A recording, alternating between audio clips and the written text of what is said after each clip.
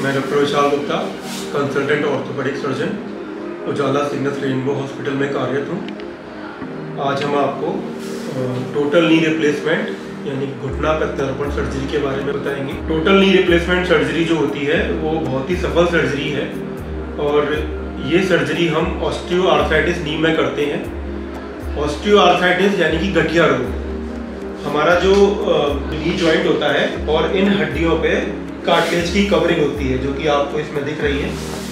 ये कार्टिलेज की कवरिंग बहुत सारे कारणों की वजह से घिस जाती है, जैसे कि आपका बार बार घुटने में चोट लगना, शरीर का वजन ज़्यादा होना, जेनेटिकल कॉज है, या फिर आदमी का एजिंग प्रोसेस की वजह से भी ये जो कार्टिलेज होती है घिस जाती है। ये कार्टिलेज जो होती है हमारे नी जॉइंट का मूवमेंट काफ़ी स्मूथ बनाती है। एक बार ये कार्टिलेज घिसने के बाद जब ख़त्म हो जाती है तो जो हमारा जॉइंट का मूवमेंट है वो स्मूथ की जगह काफ़ी रफ हो जाता है। धीरे धीरे पैर में सूजन आने लगती है, घुटने में जकड़न रहने लगती है, दर्द रहता है, पेशेंट को चलने में काफ़ी तकलीफ होती है और कुछ टाइम के बाद जब कार्टिलेज पूरी तरह से घिस जाती है और चलने में असमर्थ हो जाता है, तो उस स्टेज में हमको घुटना प्रत्यारोपण की सर्जरी करनी होती है।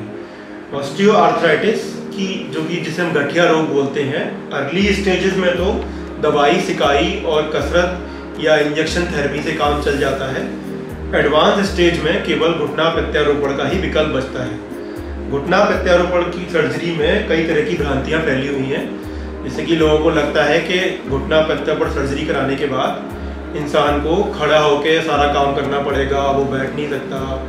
ठीक है, कुछ लोग तो ये भी बोलते हैं कि जो हमें नॉर्मल जो काम करना है घर का, जैसे कि बाथरूम का काम, वो सब हमें खड़े होकर करना पड़ेगा। तो ये सब भ्रांतियाँ हैं। घुटना प्रत्यारोपण एक बहुत ही सफल सर्जरी है और इस सर्जरी के बाद सेकेंड डे ही पेशेंट जो होता है वो वॉकर से चलने लगता है और कुर्सी पे बैठने लगता है और 1 महीने के अंदर अपने नॉर्मल वॉकिंग रूटीन में आ जाता है और अपने सारे काम दर्द रहित कर सकता है। तो अगर आप घुटने की गठिया से पीड़ित हैं तो आप उजाला सिग्नस रेनबो हॉस्पिटल में आके या किसी भी नियरेस्ट ऑर्थोपेडिक सर्जन से कंसल्ट कर सकते हैं।